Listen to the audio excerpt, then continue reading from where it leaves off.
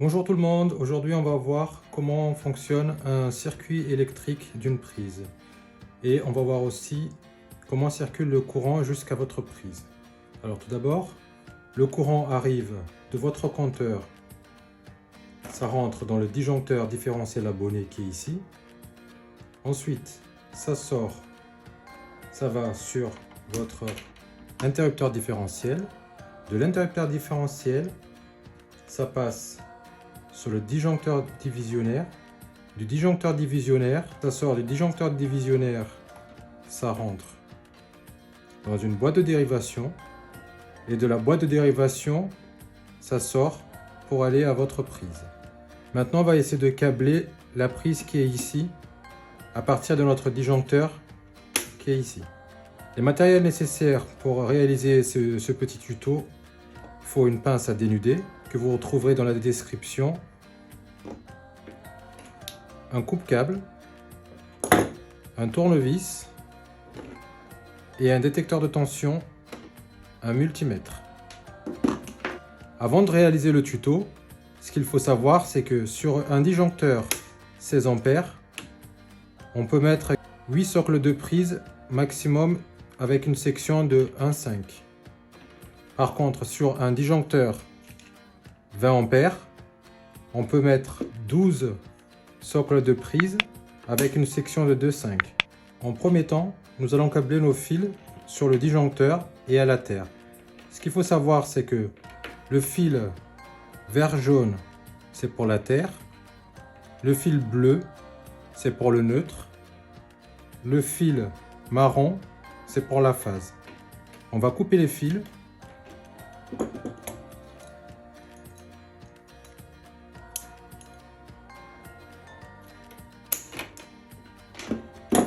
On va les dénuder. On va prendre la longueur exacte.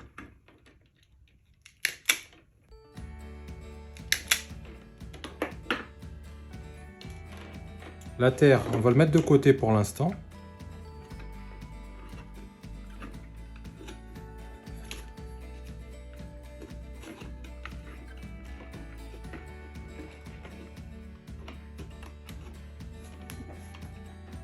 Je laisse un peu de mou au cas où il faudrait changer de place.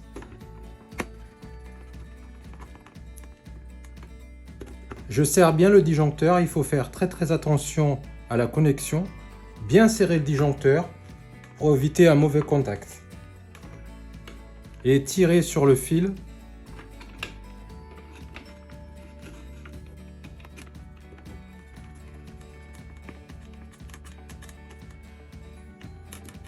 Bien tirer sur les fils. Ensuite, on va câbler la terre. Ce qu'il faut savoir, c'est que ici, nous avons notre disjoncteur abonné qui est déjà à off. Là, on n'a plus de danger. Il n'y a plus de jus qui passe. Malgré tout ça, il est préférable de mettre les disjoncteurs à 0. On va câbler la terre.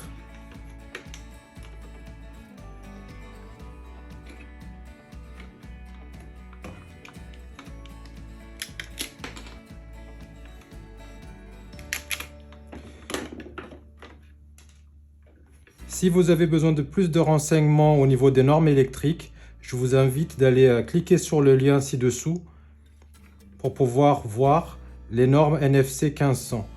Vous allez être redirigé directement sur notre blog afin de pouvoir visualiser quelles sont les normes sur un tableau électrique, sur les prises, les sections des fils, les calibres des disjoncteurs, comment choisir un disjoncteur différentiel ou comment choisir un interrupteur différentiel.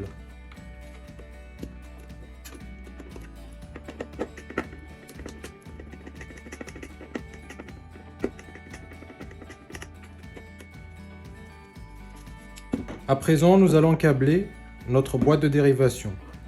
Pour câbler notre boîte de dérivation, on va utiliser des bornes à connexion, ce qu'on appelle habituellement chez nous, c'est les Wago.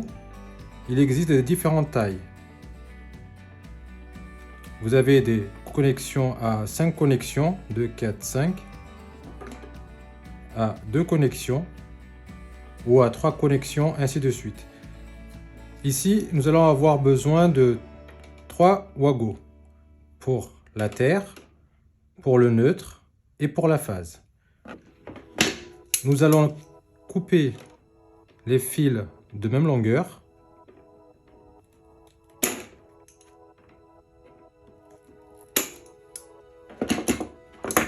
Dénuder les fils en réglant notre pince à dénuder. Vous voyez que là, le dénudage est un peu trop court. On va régler un peu plus long.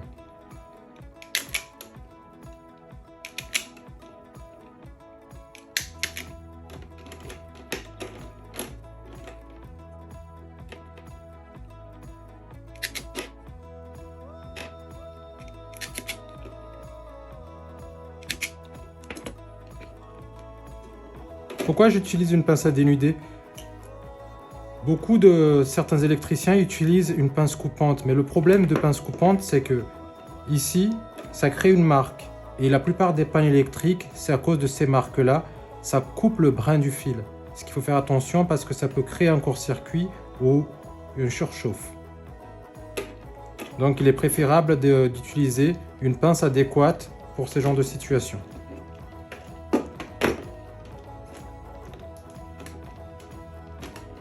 Maintenant, on va mettre le wagon. Donc, le marron avec le marron, c'est-à-dire la phase.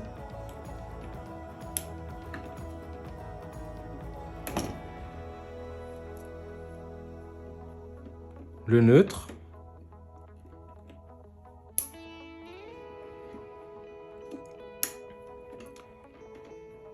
Si vous voulez les références de ces wagons, n'hésitez pas à me demander dans les commentaires. Même les disjoncteurs également. Mais vous pouvez trouver toutes ces références en visitant notre blog.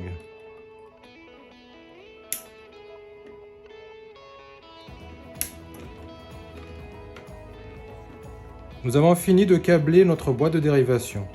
Ce qu'on va faire pour avoir un peu d'esthétisme, nous allons courber et plaquer au fond. Maintenant, nous allons câbler notre prise. Sur la prise, vous voyez le rouge qui est ici, c'est pour la phase. Le vert qui est ici, c'est pour la terre. Le bleu qui est ici, c'est pour le neutre. Ce qu'il faut faire attention avec une prise, c'est que la prise ne peut pas supporter certaines intensités. Comme cette prise par exemple, vous voyez qu'en 250 volts, il supporte que 16 ampères. Donc il peut supporter maximum 16 ampères. Donc, ici, on va couper notre fil. On va prendre la mesure.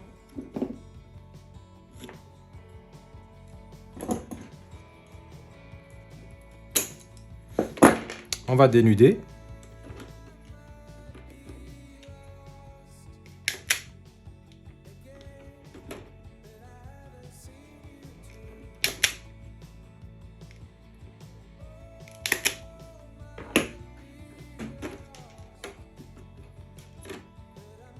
Maintenant, on va le brancher par rapport à notre code couleur qui est ici.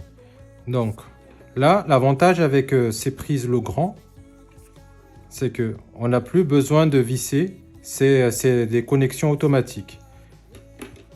Le neutre, je l'amène, je l'enfonce.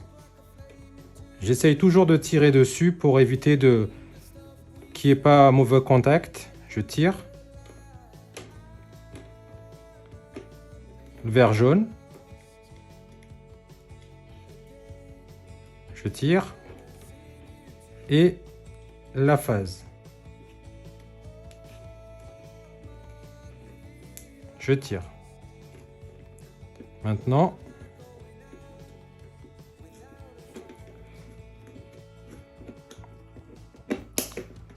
ce qu'il faut savoir, c'est que la connexion, la terre, elle est toujours en haut. Voilà. Maintenant, je visse.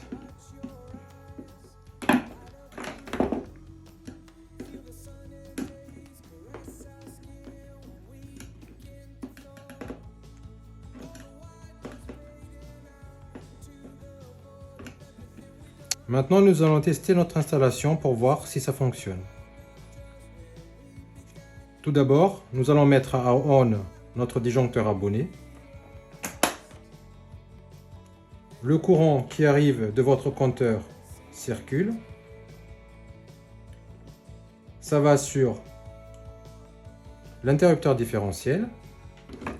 Nous allons tester l'interrupteur différentiel pour voir s'il y a du 230. Nous constatons qu'il y a du 230, 235 volts exactement.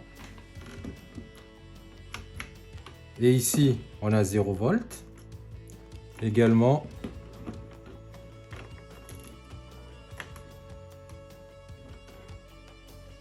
on a 0 volts. Nous allons lever notre interrupteur différentiel.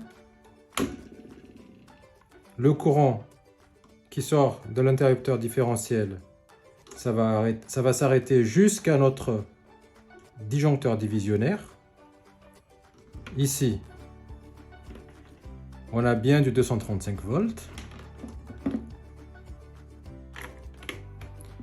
Ici, on a bien du 235 volts. Et en aval du disjoncteur divisionnaire, on a 0 volts, ce qui est normal, parce que le courant s'arrête ici. On n'a pas mis à on notre disjoncteur divisionnaire. Maintenant, on va mettre à on notre disjoncteur divisionnaire. À présent, nous allons avoir du 230 volts, 235 volts. En aval du disjoncteur divisionnaire et sur notre prise.